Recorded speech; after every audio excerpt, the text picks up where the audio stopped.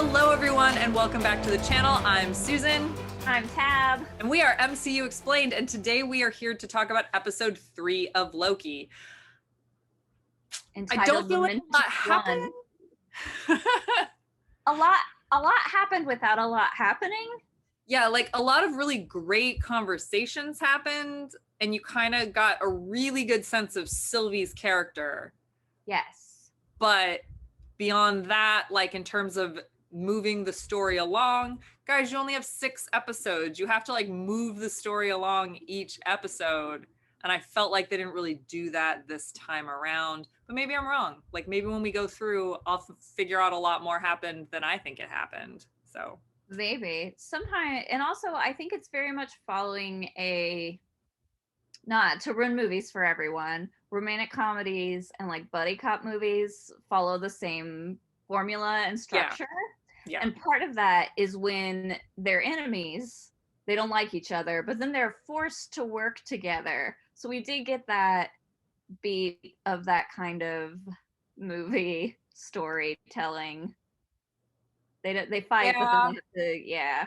But this is almost like a mini rom-com / buddy cop in the same, like in the same overlying arc of like a bigger thing, because you have like the TVA that still exists and like them trying to get Loki on their side. And I really liked the TVA Mobius situation that was happening, and obviously I love Sylvie and the idea that she could be Enchantress and like what that means for like the larger MCU as a whole. However, in terms of just this show in particular, I would like to get us back to what the TVA has done to her and why she is so hell-bent on basically wrecking all of time because of what they did. So Yeah. So Susan and I were talking about this before we were recording, and basically this episode was like Loki and Sylvie fight, and then they have to work together to try and save themselves. And obviously they end up stranded on Lamentis One at the end. But so we'll kind of go through it like bullet point style. yeah. So the first thing though that opening scene of Sylvie with the TVA agent at the bar was incredible. So incredible. And So incredible. I loved it. And I liked it also when you compare it to like Loki's powers versus how they manifested in her, because Loki is so much about like changing outwardly, and she went inward to mess with that TVA agent. Like I loved that contrast that they showed us immediately, where it's like everything you've seen about Loki has always been illusions on the outside. She went straight for the core, and that is something fantastic that was different about her. And that was one of the many reasons I adored that scene. But just well acted, well shot, just how fucked up it was. Like it was just so good. Messed up. And they talk about it later, but the hunter that she is working with obviously has a strong mind because she was resisting the enchantment and trying not to tell her the stuff, and realizing like, oh, I don't know you. This isn't real. So then the next like the bit is like through the TVA, they're fighting. And here's where I thought, because I know we don't really know Sylvie's why, but we know now that she's trying to get to the timekeepers. And I think maybe kind of don't think exists. Well, yeah. But I think maybe the messing up the timeline was just a means to an end. Okay. Like the level of chaos and distraction it caused in the TVA, she walked right in. And if Loki hadn't chased after her, they probably wouldn't have attracted any attention if she had just walked right onto that elevator. It's true. That's so true. He really messed things up for her. Whatever her plan is, He totally ruined it. And she did say that a lot during, like, when they were stranded on the planet, Yeah. because she said it a lot. So I feel like you're totally right there. Like, she was just going to walk in and do whatever it was that she was going to do, and maybe it had nothing to do with the timeline or what she did with it. Huh. Yeah, she it's because if you think about like how am I going to do this heist on the Another TVA, time heist. another time heist, uh yeah, you have to cause total chaos to be able to sneak in there. And also it has to be so chaotic that she can just walk through because once she's in there, she can't use her magic. Right. Yeah. So Hmm. I think maybe there was no real goal with the I think you're timeline. right. I think it was just to cause such a distraction that whatever she was going to do, she could just walk in, do, and leave. Yeah. And she doesn't care about the cleanup. She's chaos. She's been murdering people left and right. It's true. She's murdering, she's infiltrating minds. She's like, just, yeah, she's chaos. So that, I like that. I like that notion. Mm. Hmm. When they get on Lamentus One, they're still fighting. And Sylvie gets very upset at being called Loki. You do not call her that. That's not who she is anymore. Which is interesting in that I don't know how much to believe what she says. Well, She is like Loki. I was going to say, as much as she doesn't want to be called Loki, she is a Loki, at least, as you know, she is a Loki, even if she's not the Loki. Whatever. We're gonna get into Yeah. politics there, but my point is, is that, like, I get the whole, like, I don't want to be called that thing, but also you've never been able to trust Loki either. You can't listen to anything Loki says. You have to watch what Loki does. That's Yes. always been true about Loki. Yeah. Yeah. So I think she's probably a Loki variant, but it wouldn't be shocking to me if they went ahead and did Sylvie's actual comic backstory. Oh yeah, It would make sense that she would still hate Loki. yeah. I mean, Yeah. either way, she's not going to be a big fan of Loki, or definitely not be a fan of being called Loki. Yeah. I like more. I like more if they have made the choice to make Sylvia a Loki variant and continue on with that because it does give her character a lot more agency, Hmm. and it still gives her it still gives her plenty of reasons to have issues with Loki without like taking away like is she even a person? Right.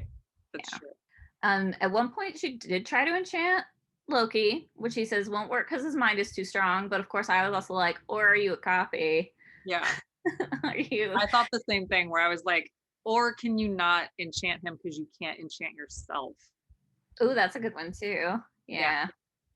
Yeah. Yeah. They do a great job when they're on the same page working together. They got on the train really seamlessly. Um, and then they talk about their moms, and it's really sweet. And I always love when Loki Yeah. talks about his mom, like she's so important to him. It was interesting that I want to know more about Sylvie's family and like Same, because I she implied that she was not a princess or prince or yeah, whatever. She and she knew implied she was adopted. much more of the kind of more tragic adoption foster kid backstory than like Loki's has had, because Loki, while he did always struggle with Odin, and finally come to accept him ish, he definitely had his mom, he definitely had Thor, whether he realized he had Thor or not. Yeah, I'm very interested too if there is a Thor for Sylvie, or if, like you said before, maybe Thor's Sylvie will be Jane Foster Thor. Or maybe it like hinges on that, that relationship in particular, because the Yeah, MCU has always sort of like put them together in a way that they play off one another, but they always come back to this like sense of brotherly love. I wonder if Thor, even if like I'm not sure if it's the Jane Foster version of Thor, but if it whatever her version of Thor winds up being, I wonder if that Thor was absolutely not accepting of her, and that once again how she turned out is hinging upon that relationship, whether that was Thor female as a sister or Thor female or Thor male as a brother. Sibling relationships are very complex. I mean, we both have siblings. They're crazy complex relationships. Like there's stuff like you can't borrow my clothes, but I'll give you my kidney situation. Yeah, that makes sense. They don't make any sense. So I wonder how much they're going to lean on that relationship with Sylvie. Yeah, or if she, I mean, it's also, since her family situation sounded really different, she could have totally something else. Yeah. She could have not been treated like a real member of the family. Yeah. Yeah. Yeah, I think it would be interesting if it was like whoever her Thor is, whatever that relationship is to her, just didn't accept her, never tried with her the way that our Thor tried with our Loki, like wanted to have the relationship no matter what, and tried it, like gave him chance after chance after chance. Like Thor just wanted to have a brother. Like Nebula just wanted to have a sister. Funny how those same themes keep coming up. Mm-hmm.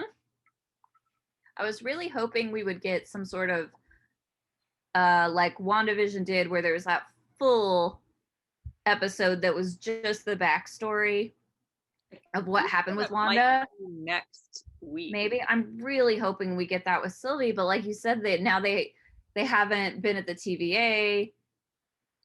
What's going on there? Like this episode, I'm wondering if it's like, because it does feel like a two-parter, like whenever you get one of those two-parters in a sitcom or like hour-long dramas. So I'm wondering if this is like, by the way, this show feels a little bit like Lost in that sense too.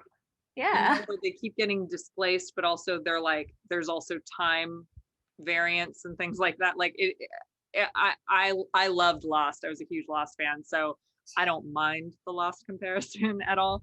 But I do feel like this is one of those episodes where like we're gonna get the resolution of them on this planet, but also I think we're gonna get a lot of her backstory, and then the final 2 episodes of Loki are gonna be back at the TVA and the resolution. I hope so. So this is like the center 2 that's like a 2-part. Yeah. That'll be good. Fingers crossed, because I want to see her whole. But like from the preview of this week's episode, it kind of seems a lot like there's like a younger Sylvie. At least they showed That's like true. a yeah. little girl.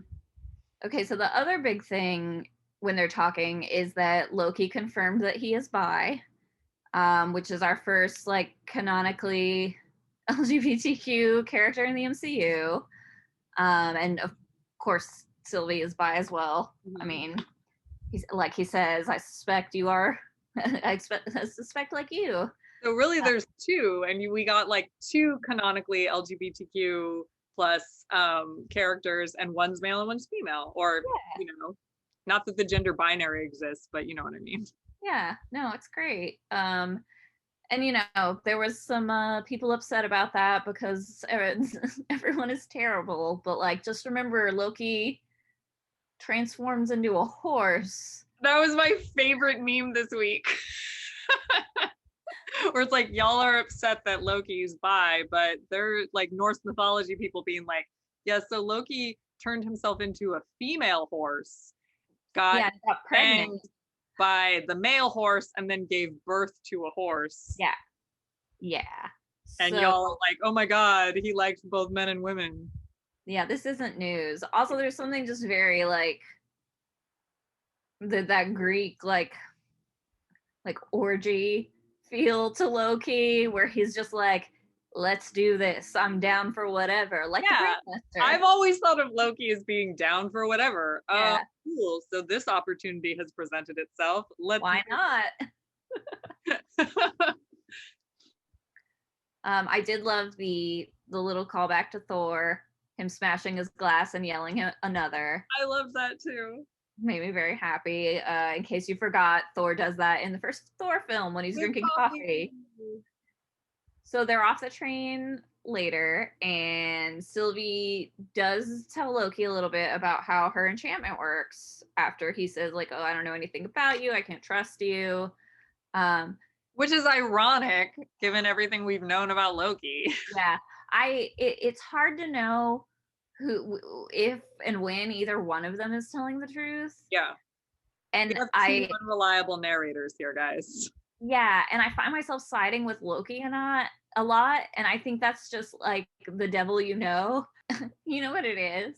It's not even like I don't like I'm not like rooting for Sylvie. I think it's more like when I think Loki is telling the truth, I'm like, that's probably the truth. Like, I know you well enough to know that this is the one you mean. I don't, guys. You never know when he's lying or what he's up to. That's true. Twists in movies don't necessarily get me, but Loki ones, I, Who knows? who knows? Who knows? And then during this scene, we got what I thought was the biggest reveal of the show or this episode, which is the entire TVA is variants, and they don't know. And even that was one of the times where I was like, yeah, Loki, he seemed genuinely horrified that they didn't know they were variants. It explains Ravana. Yeah.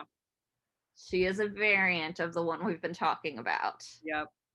I'm thinking, just based on what we know about Mobius and how he behaves and how much he loves the TV, that like whatever happened with him is really tragic. Yeah. Like it's gonna be like a gut punch. So it seems like he seems completely brainwashed to the point where like it's almost like how he answered those questions when Loki was trying to like bait him into like a debate and question his belief system, is he was answering them like people in cults answer questions about their cult. Yes, he Like it was believes a it. total brainwash situation.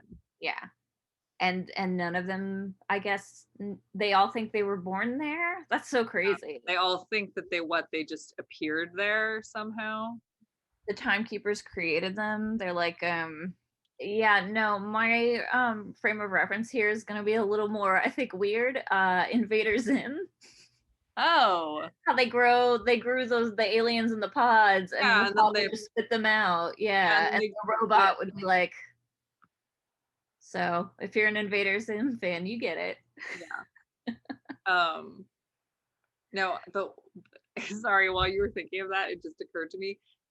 This is how they fold Star Wars in to the MCU, since that one TVA agent was in that episode of The Mandalorian. And if they're all variants, then he could be a variant of that guy who lived in that village in The Mandalorian. Finally. Finally. It's all one timeline. This has been Disney's plan all along, guys. So conspiracy theorists, have at it. Someone call Patton Oswalt. I know, right? Oh my gosh. Yeah, and then they don't make it off the planet, and the episode ends on a cliffhanger. So presumably they will get off the planet somehow, or they die, and they die. That's people being like worried about them. I'm like, this is the title characters. They're both Lokis. Both Lokis. Kill both Lokis on their own show. Yeah. At least one of them will survive. Yeah. We didn't even really kill Vision. Yeah. Yeah. Why are we always talking about Vision being dead? Oh, I'm sorry. I feel like it's applicable. Like okay, so we have some questions this week. Yay. I'm glad we actually like put up that question thing, and by we I mean you. I didn't do it. In case you're ever wondering who you're interacting with on social media, Susan does that for a living, so I do our MCU Explained one so she doesn't have to. Every now and then, it's rare that I'll hop in, but you kind of have to tag my personal profile in order for me to hop into the conversation. Yeah, so it's mostly me. So hi, everyone. Yeah, hi. It's Natalie Foster. would like to know, does Loki have the time stone? I thought he put it back, but he could have pocketed it. All he had to do was get out of the TVA for it to work. I know. And hey, that's the solution to their apocalypse problem that just happened. He just hasn't wanted to know this whole time that he had a tesseract. Like, oh right, I have this time stone. Now let's get off the planet before. Oh yeah, he also maybe has the time stone, because I definitely did not see him put that back. He has the time stone and the tesseract, and he's just like, we're stuck. Yeah, I definitely think he has the time stone. Yeah. Oh man, maybe that is how. That could be how they get off that planet. Either that or the TVA like Deus Ex Machinas it, and then I would be kind of upset. Possible though. I think it's possible that Mobius shows up and is like, well, come on. Yeah. Because he knows that they're hiding in apocalypses. Yeah. So that's why I would be kind of a little bit bummed if that's the solution. Yeah. Except that it would get them back to the TVA. That's the only thing. Right. They gotta get back there somehow. Oh, actually, we had more than one question about does Loki have the Tesseract? That's funny. Someone else said, couldn't it have powered the Timpad? Yeah. Yeah. Also, any of the gems could have. He also could have just opened a door and they could have gone somewhere safer. Maybe that's the solution that they do. Maybe. He already knows how to use it. If he has it. If he has it. I'm also still suspicious that he sent one of his like identical selves. Like one Loki is still at the TVA and this Loki is going on this adventure with her. Hmm. Maybe. This is a great question. Are you ready to have so much fun?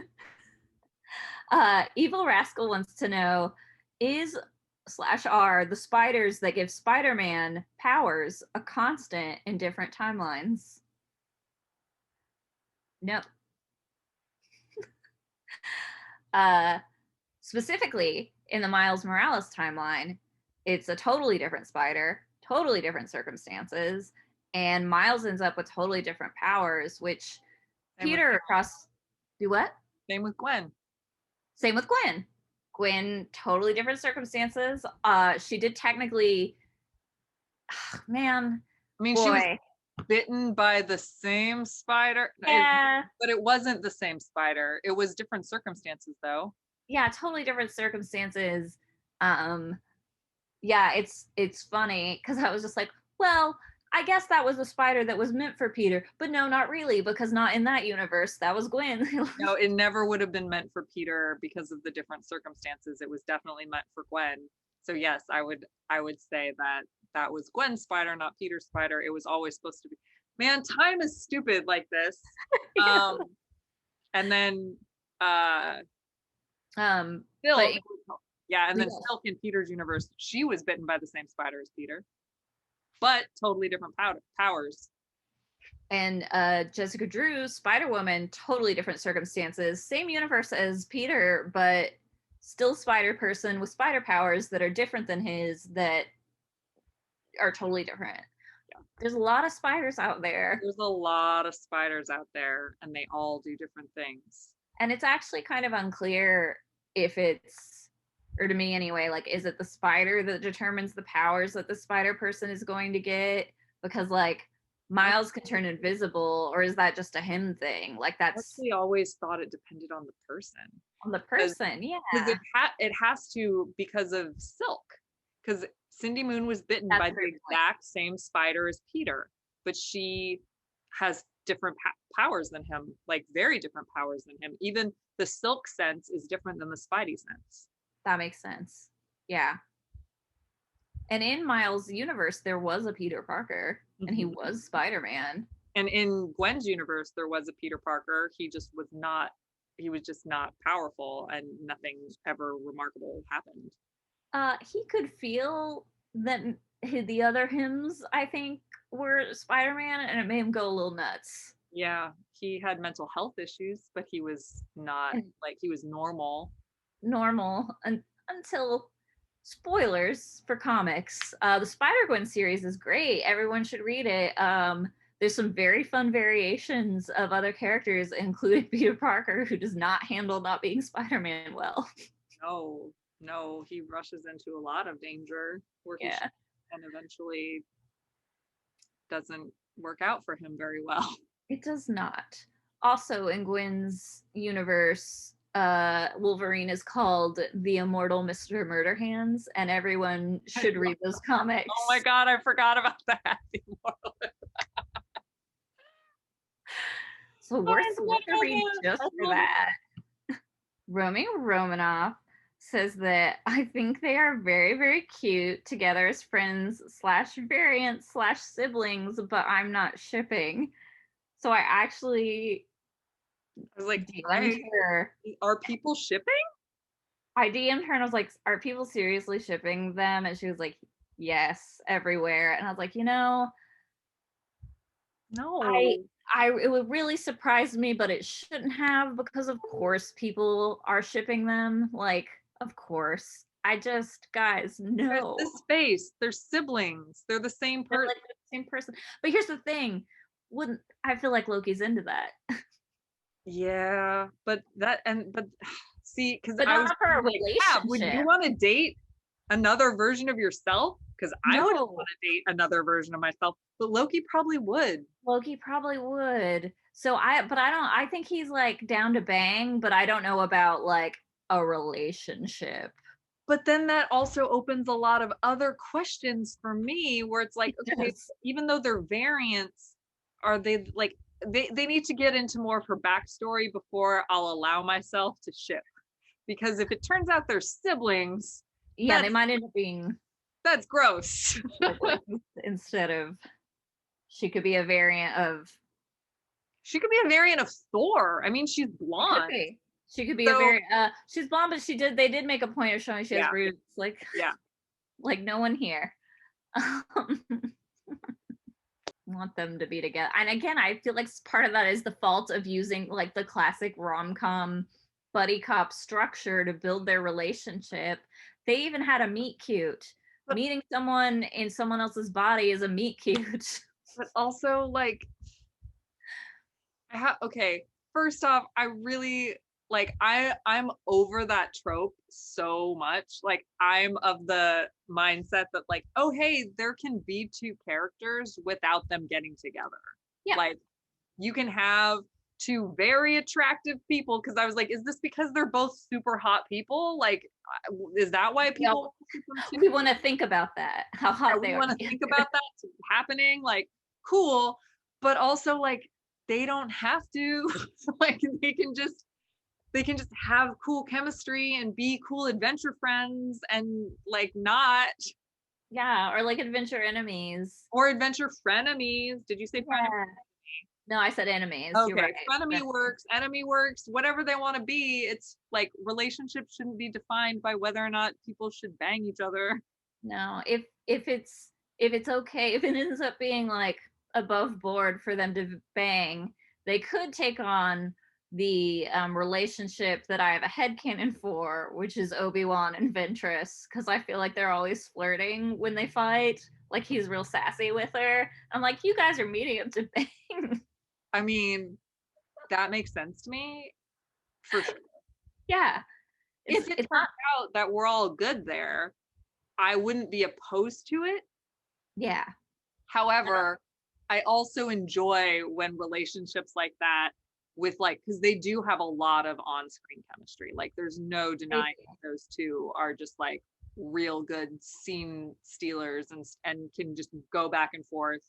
And both are very like, I don't know how to say that, but they're both like very big but subtle actors at the same time, where they're portraying big emotions in subtle ways. So yes. I would be all for the ship if it turns out being okay, but I'm, like I said, I'm also 1000% for people who aren't like people who are friends or enemies or frenemies. Yeah, frenemies, enemies, adventure buds, whatever they want to be. Like, there's all types of relationships that exist out there, and I think that we really need to be sort of exploring more of those in our media, because like not everything's a rom-com or a buddy cop, or not everything needs shipping. telling you, it's the fault of the structure. We need to find a new structure. It didn't even occur to me, by the way, like until this question, it didn't even occur to me to ship them.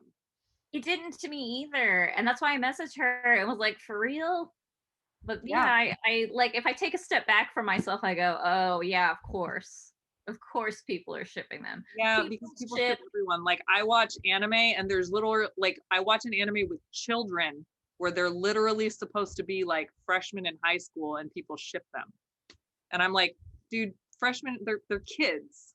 They're kids. They're children. They're children. Leave them alone and let them figure it out. Well, that is all we have for Loki episode 3. Once again, I'm Susan. I'm Tab. We are MCU Explained. Thank you so much for watching. All of our social media information is in the description below. Please like us, subscribe to us, and follow us on all of our social media. And again, hit that subscribe button and share our videos with people because we want everyone to know about this amazing channel that we're trying to put together. We think it's amazing. Hopefully you do too. So spread the word, and we will see you in the next video with episode 4 of Loki on Disney+. Thanks you guys so much for watching. Bye.